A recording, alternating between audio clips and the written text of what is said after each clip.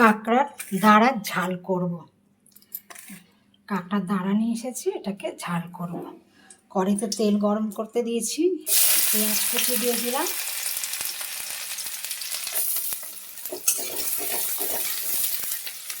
এটা লাল লাল হয়ে গেলে এবার রসুন কুচি একটু দেবো।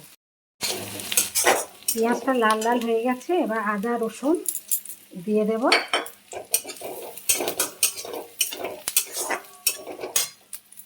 এবার টমেটোটা দিয়ে দেব।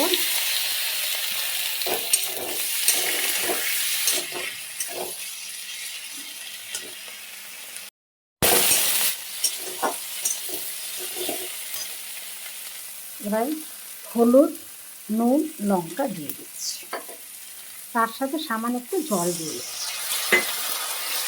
এটাকে ভালো করে কষে নেব।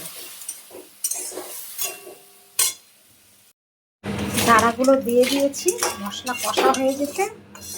এবার এটাকেও ভালো করে কষবো। কষে অল্প একটু জল দিয়ে দেবো, দিয়ে ঢাকা দিয়ে দেবো। মশলায় তেল ছেড়ে দিয়েছে, এবার আমি একটু জল দিয়ে দিচ্ছি। অল্প করেই জল দেবো, মাখা মাখা করবো।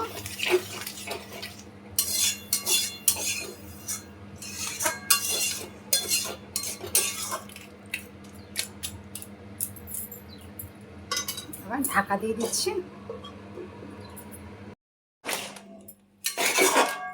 কাঁকড়ার দাঁড়ার ঝাল হয়ে গেছে। ধনেপাতা দিয়ে গ্যাসটা বন্ধ করে দিয়েছি।